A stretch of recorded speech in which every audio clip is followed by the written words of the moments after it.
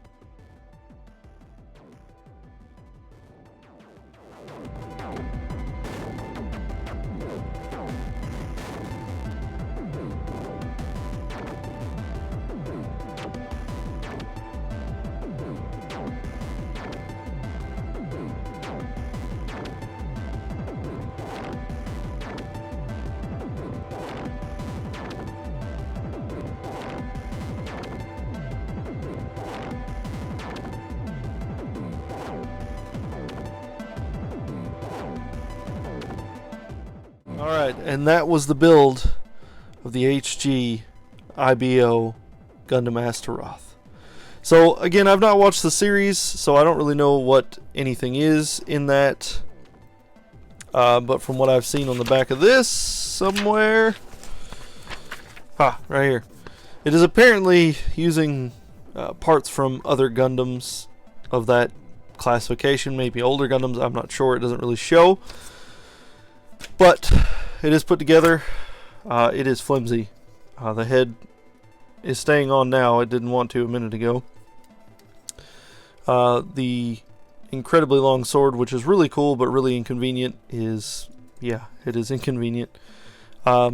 it's pretty well balanced, even with the sword on its back. I mean, as you can see, move that camera. As you can see, it's, I mean, standing up on its own in a strange pose. It's pretty well stable. I kind of like that. Overall, it's a really good kit, and there are a ton of things that can be done to it to make it really stand out. For one thing, this kind of does have an inner frame. Even though it is an HG kit, and most of the HG kits really don't, it kind of does have its own inner frame. For the most part, like these right here come off, and you've essentially got the inner frame. The arms are a different story. This will have to be seam filled. I don't know if you can see it. Let me zoom in there. As you can see the seam right there. I'll end up filling that in and painting these as one whole unit. I'm pretty impressed with this. This is my first ever HG kit, period. And I figured it was going to be, I guess, a lot more simple or simplistic than the real grades that I've built in the past. But I kind of liked it. And again, I've never watched any of the IBO anime, so I don't know exactly what the purpose of this particular Gundam is or anything like that. But I will have to say, overall, it kind of feels like a flimsy kit. I mean, it is an HG, so I kind of expected that. But I mean, it is overall well balanced. If you're looking to get into Gunpla, Gundams, period, and you want something to kind of get in and start off with, this is a banging kit. Like, it's got a lot of detail already molded in, especially for an HG. The posability is pretty good. It does have some weak points. I think mainly with the arms, but I mean, I think I've got those worked out. They're doing pretty well. They're staying in there. It's trying to pull out a little bit, but it's doing pretty good. I overall like the kit. Let me zoom back out. I highly suggest it for anyone who wants to get into Gunpla. Again, I mean, like, it is amazingly detailed for what it is. Yeah, I mean, you should go out and pick one up. I will post the link in the description below for this one. Now, we're going to move on to what we're going to do with it, or what I'm going to do with it. So I did notice that the shoulder blade that the Gundam came off originally was yellow. Alright. And this came off of a hip of another Gunpla, and it was like a purple. So I think I kind of want to go back to those original style. So my guess is the white parts and the feet and the shoulder and this part right here were all from the original Gunpla. And then these were added on as upgrades for it. I think I want to do yellow. I think I want this to be yellow, this to be yellow, the tip here to be yellow, this to be the dark purple, and maybe this arm piece to be dark purple. I don't know. I think it's what I want. So we're going to do like a purple and yellow, but I think on this I'm going to try and do caution stripes. So overall, this is a really, really, really good kit. I know I've said that once before, but I really like this. This being my first high grade, I was really expecting not a whole lot from it, but overall it's dang good. I mean, there's a lot of detail on it. There is a ton of things, and don't mind my terrible, I just kind of threw this thing together, my lack of denubbing. This is an overall solid kit. I highly recommend it to someone who wants to get into this, that wants to just mess around with panel lining, stand up there, and doesn't really want to get a whole into customization. I mean, this kit is a great piece of groundwork to start off with. If you have any questions, drop me a comment below.